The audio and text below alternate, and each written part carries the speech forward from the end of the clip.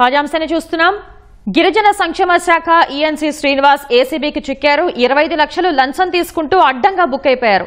ఇక ఇదే అంశానికి సంబంధించిన మరింత సమాచారాన్ని మా ప్రతినిధి శ్రీనివాస్ మోహన్ అడిగి తెలుసుకుందాం. Srinivas Mohan, Ekalavya model residential school బిల్లులు చెల్లించేందుకు సంబంధించి ఈఎన్సీ శ్రీనివాస్ 25 లక్షలు లంచం డిమాండ్ చేసి అడ్డంగా దొరికిపోయారు. దీనికి సంబంధించిన తాజా సమాచారం ఏంటి?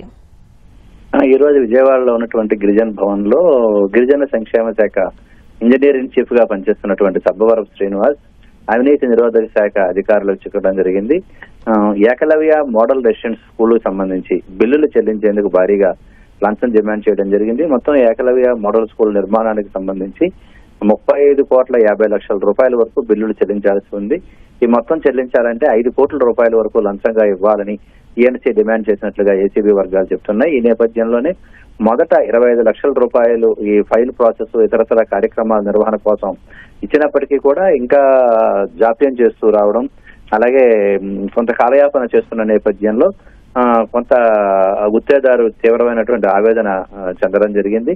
ఎందుకంటే 25 లక్షల రూపాయలు లంచం తీసుకొని కూడా బిల్లులు మంజూరు చేయకుండా ఇంకా చూస్తున్నారు, ఇంకా నాంచివేత ద్వారా అనుసరిస్తున్నారని భావించినటువంటి గుత్తేదారు కృష్ణన్ రాజు ఏసీబీని ఆశ్రయించడం జరిగింది. మరో 25 లక్షల రూపాయలు ఈ రోజు డబ్బులు తీసుకొని ఏఎన్సీ కార్యాలయానికి వెళ్లడం, ఆ డబ్బులు తీసుకుంటున్న సమయంలో 2 డిఎస్పీలతో కూడినటువంటి 10 మంది ఏసీబీ బృందం వలపన్ని సబ్బవరపు శ్రీనివాస్ ని అదుపులో తీసుకోవడం జరిగింది. తర్వాత పూర్తి స్థాయిలో విచారణ కూడా చేయడం జరిగింది. గతంలో కూడా 3 సార్లు శ్రీనివాస్ ఏసీబీకి చిక్కినట్టుగా తెలుస్తోంది. అయితే గుత్తేదారుగా ఉన్నటువంటి చెరుకూరి కృష్ణరాజు ఆర్థికంగా తీవ్రంగా అప్పులు పాలైపోవడం, తన ఇల్లు కూడా తనఖా పెట్టే పరిస్థితిలో ఉండడం, కాంట్రాక్టర్ గా డిఫాల్ట్ అయిన నేపథ్యంలో ఇంత భారీ మొత్తాన్ని ఇచ్చే పరిస్థితి లేదు అని చెప్పి ఇప్పటికే ఆర్థికంగా కుంగిపోయిన నేపథ్యంలో అవినీతి నిరోధక శాఖ అధికారులను ఆశ్రయించినట్టుగా కూడా తెలుస్తోంది.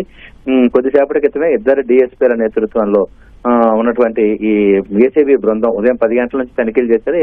కొద్దిసేపటి క్రితమే అధికారికంగా వివరాలను అయితే వెల్లడించినటువంటి పరిస్థితి కనిపిస్తోంది. ధన్యవాదాలు శ్రీనివాస్ మోహన్.